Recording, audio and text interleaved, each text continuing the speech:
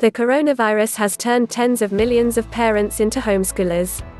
Just finding a quiet spot for the kids and then settling them down can be an exhausting chore. But another big frustration is the sense that a diet of worksheets, iffy video connections, and rote tasks can leave kids bored and tuned out. That's why so many parents are asking for tips on how to motivate and engage their kids. I'm no expert on that question, but I know a guy, Joel Mater, prize-winning author of In Search of Deeper Learning and a professor at Harvard University.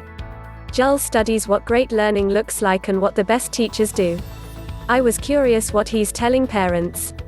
While Joel tells me that he's struggling exactly as much as any other father of three, he does have some practical wisdom to share. For starters, he says, curiosity is crucial.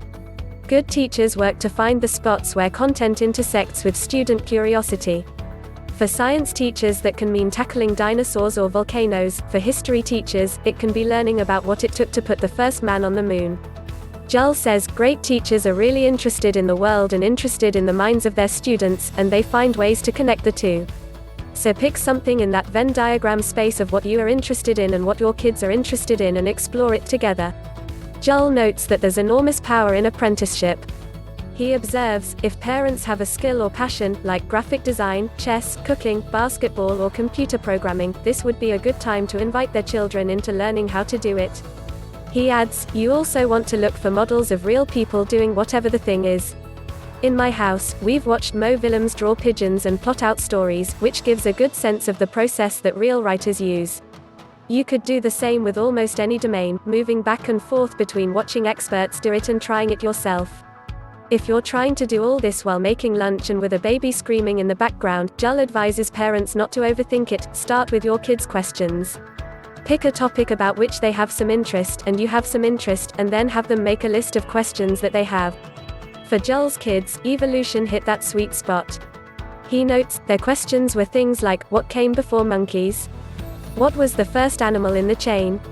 Why did dinosaurs get wiped out when smaller animals survived? Once your kids have some questions, Joel suggests helping them research answers and then encourage them to share what they've learned with a friend. And it's okay if learning looks different than it does in school.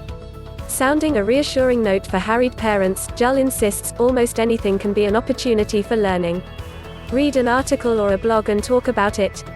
Watch a movie and discuss it. Rock out to D-Nice and explain what turntables are. He continues, school makes us think that some subjects and sometimes are for learning, and others are not. But much of our most powerful and deepest learning, from infancy forward, comes in informal time, about anything and everything. Rather than trying to recreate school, and its attendant boredom and disengagement, at home, live life and use the questions it raises to create chances to learn.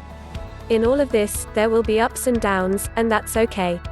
In his house, Joel says, the lowlight was when the 6-year-old dumped out an entire box of Cheerios in protest 1 hour into our first day.